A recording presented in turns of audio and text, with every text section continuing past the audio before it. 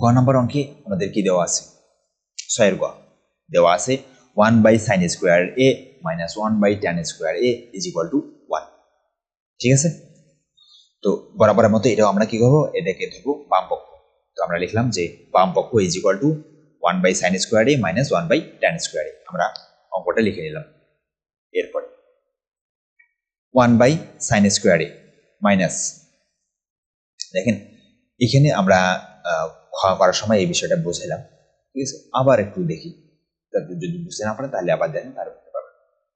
এখানে কি আছে 1/tan², তাই না? এদিকে আমরা এভাবে লিখতে পারি।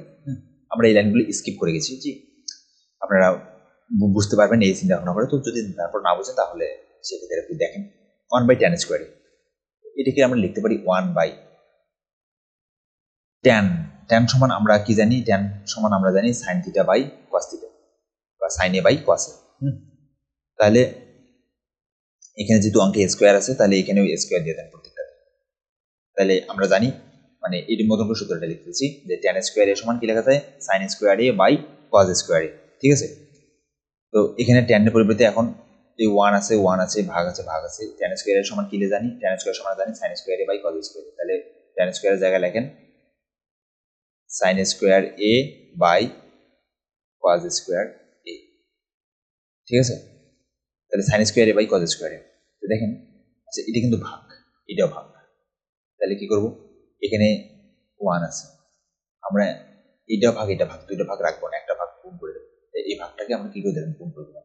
তো এই ভাগটাকে যখন গুণ করে দিলাম, তাহলে আমরা জানি কি এর নিচে যেগুলো আছে সেগুলো উল্টে যাবে, মানে নিচেটা উপরে যাবে, উপরেটা নিচে যাবে। তো এখানে নিচে কি আছে, নিচে আছে cos², তাহলে এটা উপরে গেল cos², আর নিচে কি আছে, উপরে কি আছে sin², তাহলে sin² নিচে আসলো sin²।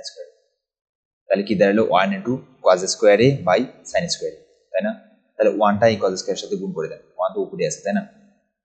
তাহলে 1 কে এই cos² এর সাথে গুণ করে দিলে কি হবে, cos² a হবে, আর নিচে কি sin² a থাকতেছে। তার মানে ফলাফল cos² a বাই sin²। তাহলে এখানে এই যে cos² a বাই sin²।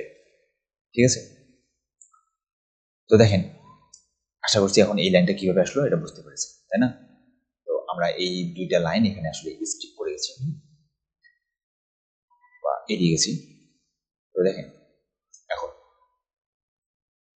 এই লাইন পর্যন্ত বুঝলেন। এখন এখানে কি আছে, sin², এখানে sin²। তো পূর্বের অঙ্কের মতোই এই এখানে sin² লসাগু করেন, লসাগু কি পাবো, sin² a পাবো। তারপরে এই sin² a দ্বারা এই sin² a কে ভাগ করলে ভাগফল কত পাবো, 1 পাবো। ওই ভাগফল 1 আর এই লব 1 গুণ করলে কি 1। তারপরে এখানে মাইনাস, এখানে মাইনাস, sin² a দ্বারা sin² a কে ভাগ করলে ভাগফল কত 1। ওই 1 আর এখানে cos² a গুণ করলে কি পাবো, ভাগফল ফলাফল cos² a পাবো। তো দেখেন বরাবরের মতো 1 - cos² এর সমান আমরা কি লিখতে পারি, sin² লিখতে পারি, তাই না? সূত্রটা তো খ নম্বর অঙ্কে আমরা দেখলাম পরিবর্তনটা, সূত্রের পরিবর্তনটা। ঠিক আছে, তো তাহলে আমরা এটা 1 - cos² এর পরিবর্তে কি লিখতে পারি, sin² লিখতে পারি বাই sin²।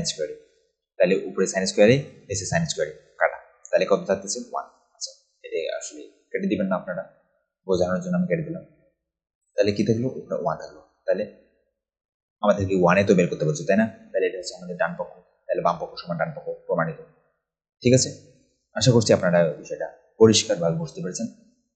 এই ছিল আমাদের 6 এর ক, খ, গ এর সমাধান। ঠিক আছে।